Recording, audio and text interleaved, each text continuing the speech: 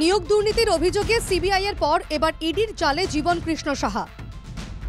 মঙ্গলবার বড়য়ার তৃণমূল বিধায়ককে গ্রেফতার করে ইডি।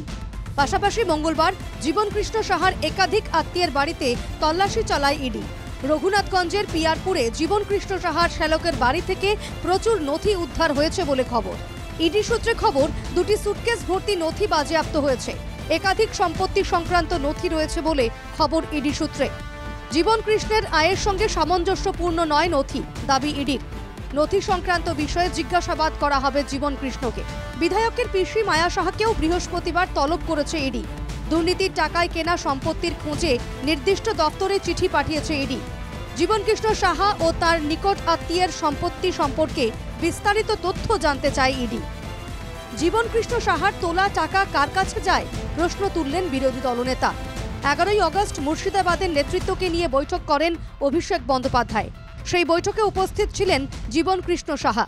অভিষেক বন্দ্যোপাধ্যায়ের সঙ্গে ছবিও তোলে জীবন কৃষ্ণ সহ মুর্শিদাবাদের তৃণমূল নেতৃত্ব। যদিও বিরোধী দলনেতার দাবি এই ছবি 12ই আগস্টের। তার অভিযোগ, তোলাবাজির টাকার হিসেব নিয়ে বৈঠক হয়েছিল। ওই ছবিটা দেখেননি? সকালে কাদা মাখলো কেন? যদি রাজনৈতিক বন্দী হয়ে থাকে, ইডি যাবে, দরজা খুলে দিবে, বলে চলুন কোথায় নিয়ে যাবেন। কাদা মাখতে গেল কেন? এর আগে পুকুরে ঝাঁপ দিয়েছিল, এবারে নালাতে ঝাঁপ দিয়েছে। বিজেপি একসময় শুভেন্দু বাবুর ভিডিও দেখিয়েছিল, যাদেরকে দুর্নীতিগ্রস্ত বলেছে তাদেরই আবার নিয়েছে। তাদের বক্তব্যের কোনো ভ্যালু থাকতে পারে? একটা সাংগঠনিক বৈঠক, জেলার যারা তাদেরকে ডাকা হয়েছিল, তার সঙ্গে ব্যক্তিগত ইকুয়েশন, ব্যক্তিগত রিলেশনের কি সম্পর্ক? বাংলার মানুষ শাস্তি দেখতে চায়, দৃষ্টান্তমূলক শাস্তির ব্যবস্থা করুক ইডি, দাবি কংগ্রেস নেতা অধীর চৌধুরীর।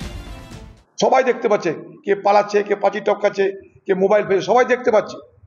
কিন্তু যেটা দেখতে পাচ্ছে না সেটা হচ্ছে শাস্তি। পালানো দেখছে, চুরি করা দেখছে, টাকা দেখছে, তদন্ত দেখছে, কিন্তু বাংলা মানুষ যেটা দেখতে পাচ্ছে না সেটা হলো অপরাধীর শাস্তি, যোগ্য শাস্তিটা দেখতে পাচ্ছে না।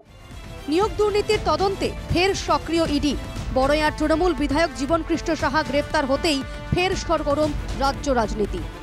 Bureau report, NKTV Bangla.